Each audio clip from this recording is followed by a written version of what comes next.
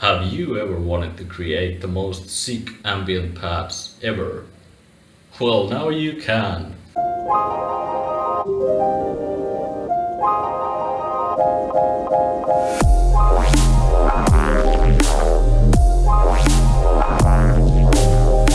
What's up, everybody?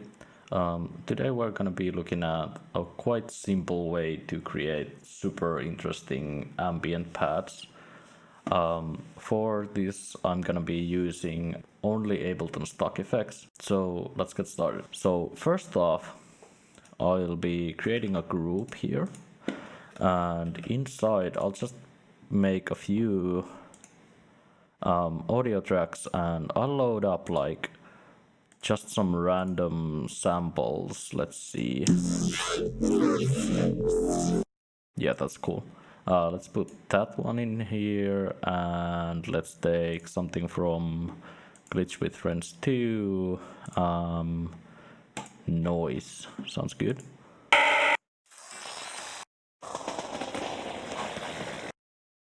Take that. New Year's fireworks sample. Let's just trim these down just a little bit, like so, and consolidate. Reduce the amount of unnecessary wave files we have on our project. And let's take that one. Sounds interesting. So now we have this like a horrible mess in our group, which sounds like this.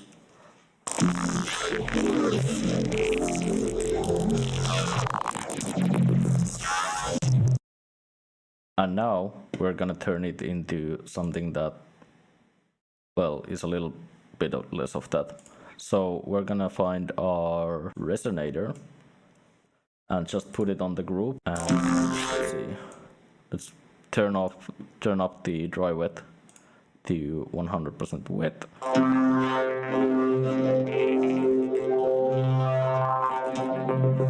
Set the decay, in this case a bit lower than 50, and let's pick some root note that sounds good.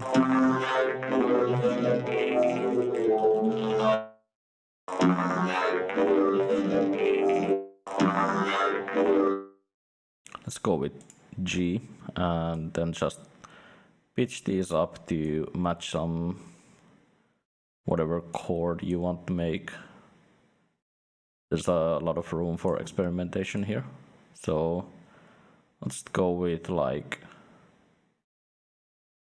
something like that.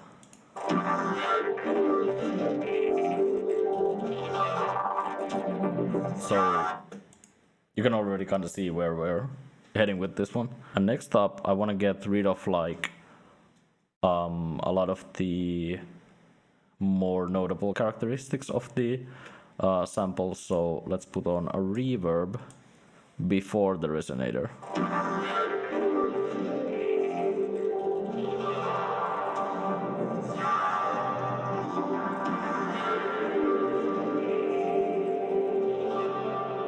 And you can play around with the decay time and dry wet controls if you want more of those original samples to come back, or if you want to just like muddy them up even more.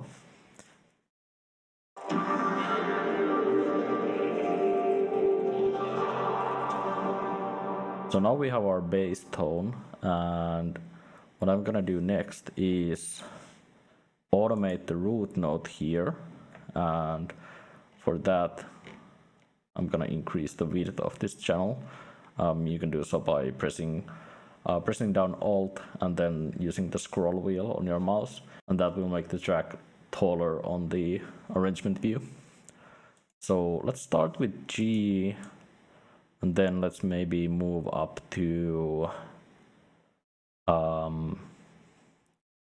C, and then maybe down to like F, and the last could be something like an A sharp. So that's gonna sound like this.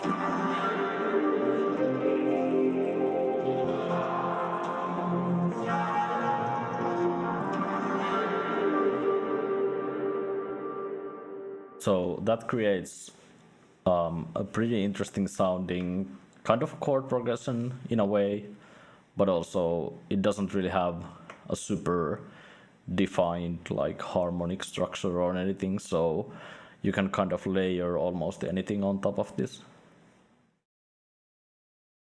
So now that we've done that,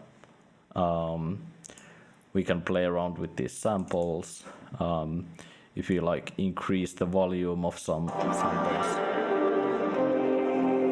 those will kind of come through a bit more, or lower the volume of other sample.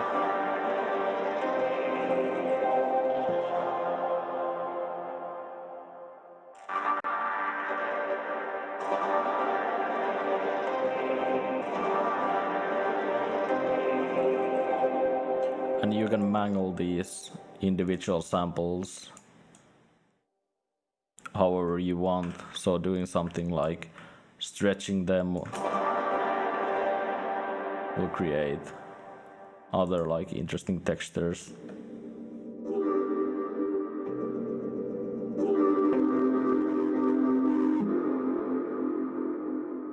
Using something like the texture warp mode, setting the grain size to be really small. So having that, for example, inside the group will create almost like a riser effect.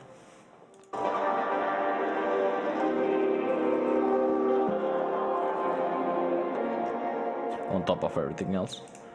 And that's a really simple, quick way to make these like really interesting ambient pads that are almost always unique and have their own kind of characteristics and vibes to them. And then you can always add stuff before the reverb and resonator. So doing something wacky like adding an OTT, boosting the output by like 8 dB, and slamming that into a drum bus with the compressor on.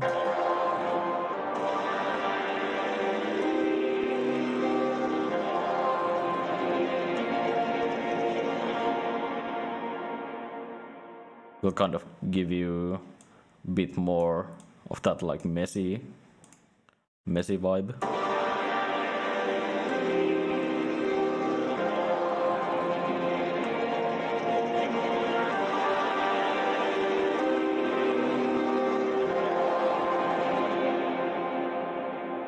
Something like that. And then if you've noticed, all of these transitions that we have here are quite blocky. So you can combat that by either kind of sliding into all of the notes,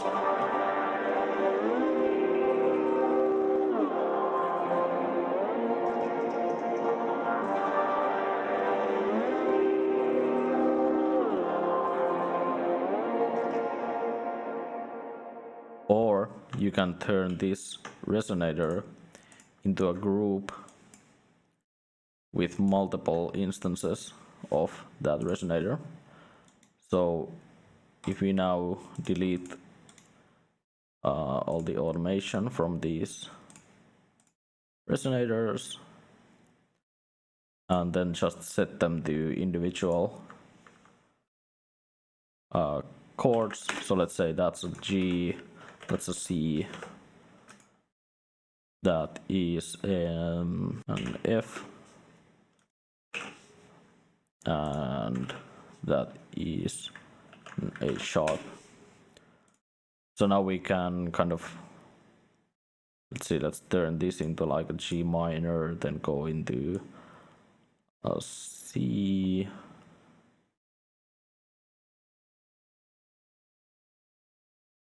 then going into an F,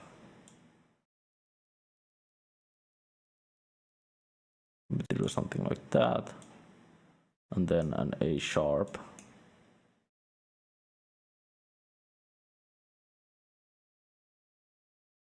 And then you can do something like fading in these. So let's say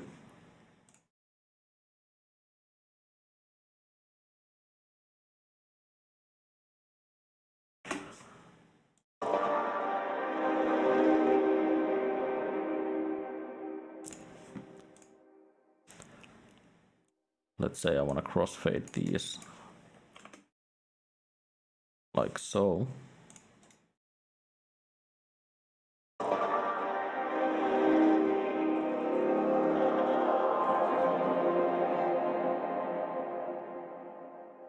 And then maybe let's have that like that. And then bring this up at the very end.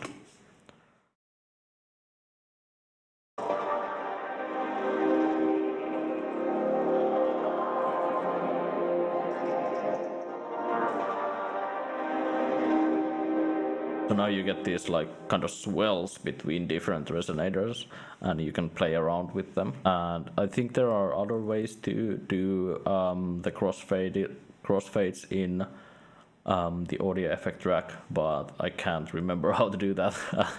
So you'll have to search that for yourself. But this, for example, is a very like quick and simple way to crossfade these, and you can always like adjust these. So if you want them to be a bit more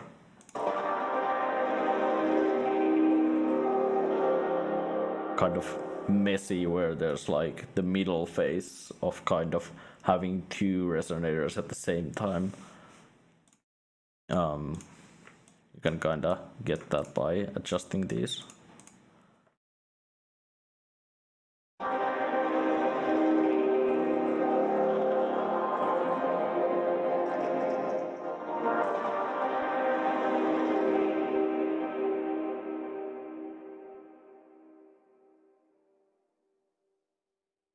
So that was my quick tutorial on how to create really interesting, unique resonator pads in Ableton using stock effects. If you like what I do, be sure to check the links in the description for all my music and other shit, and hope to see you next time.